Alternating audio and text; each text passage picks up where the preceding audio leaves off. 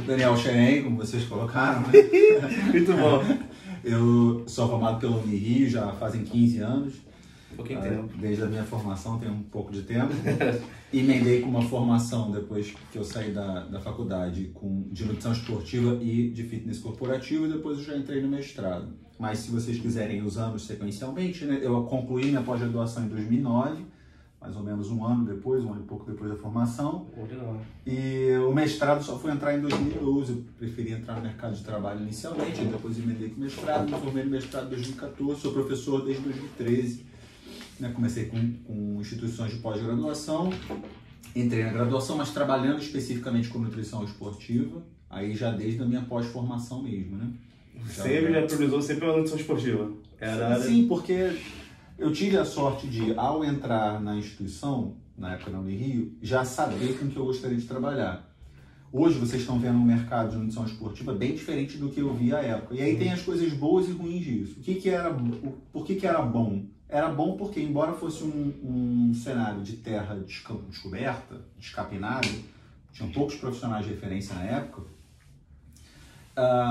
por outro lado, você tinha um campo para poder entrar, para poder tentar virar uma referência, ou tentar virar um para-raio. Então, tinha muito disso. Então, mas eu sempre gostei. O professor também veio sempre numa crescente, mais estudos agora também, fica até mais tranquilo naquela época que você começou, perfeito, né? Perfeito. Os motivos, professor, que levaram você a escolher essa profissão? Você molequinho lá... Especificamente da nutrição? Muito ruim. Olha, eu vou falar um negócio pra você. Eu sempre gostei muito de esporte. Tive dificuldade de praticar todos eles, mas sempre gostei muito de esporte. Só o clube que não, que Botafogo que é o complicado. Eu vou escolher logo. Apaixonado, né? Pra fazer o quê, né? E aí o que acontece? Embora eu gostasse muito de esporte, eu não me identificava muito com a educação física, não só por conta da falta de capacidade técnica de desenvolvimento dos esportes, biomecânica, mas também porque não era muito o que me chamava, né? O grande chamariz para aquilo. Então comecei a pensar em como eu poderia entrar numa graduação e trabalhar com esporte, e o primeiro olhar que eu tive foi para fisioterapia. Só que os meus dois irmãos mais velhos já faziam fisioterapia, eu sou caçula, né, lá da casa da minha mãe. E aí eu sempre tive um pouco, mas eles já fazem, né, cara? Então fiquei um pouco perdido. E aí, por isso que eu ri quando você me perguntou, o que me motivou a fazer? Eu tinha uma paixonite no meu colégio por uma... Não tem jeito, né? Por uma colega, né, muito querida.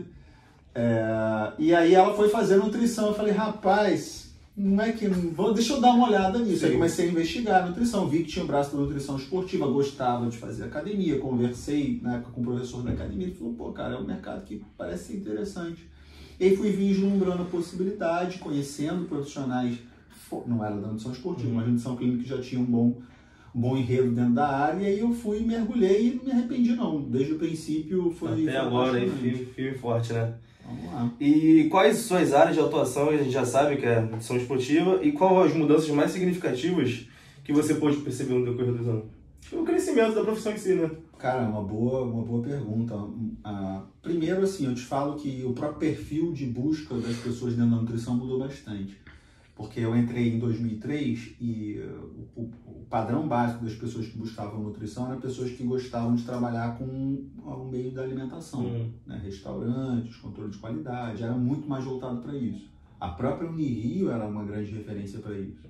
E aí eu fui vendo a transformação da extensão dos nutricionistas dentro do meio clínico, a participação, o ganho de força.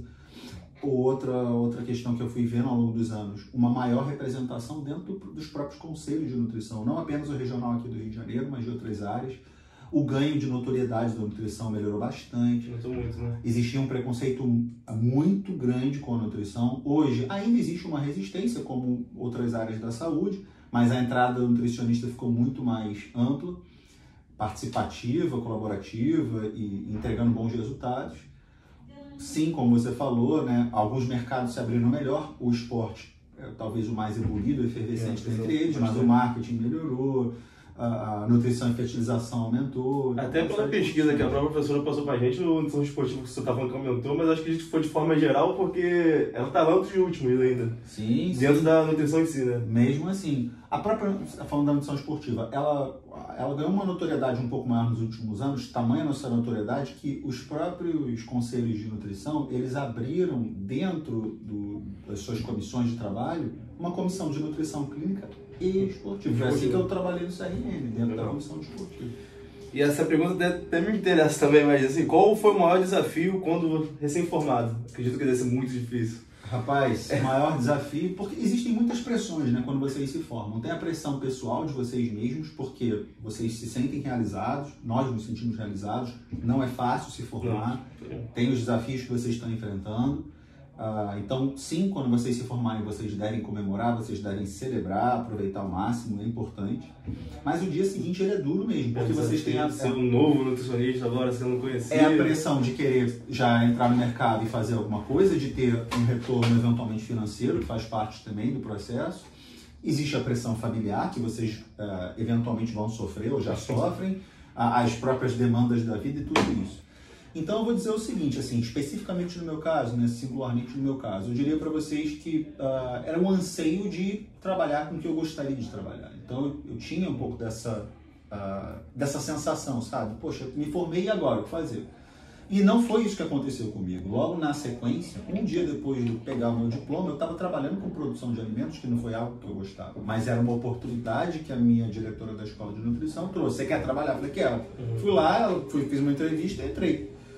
Mas eu realmente trabalhei para perceber que eu não seguiria com aquilo. Foram 6 meses de trabalho, implorando para ser demitido e pedir demissão depois, não teve jeito, para sair de lá. Mas aquilo me fez abrir a cabeça para correr atrás dos meus sonhos. E a primeira maneira que eu entrei em missão esportiva não foi por nenhum contrato que eu fiz, foi por empreender.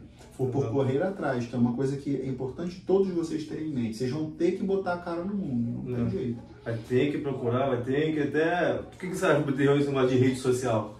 Acho muito importante, acho bom. Contanto que a gente saiba, eu me coloco junto a vocês a administrar isso. Porque é um convite, por vezes, da gente se explanar, a gente propalar informações, né, e opiniões de maneira exasperada ou exagerada, ou colocando opiniões sem refletir muito. Isso não é muito bom para a nossa imagem profissional.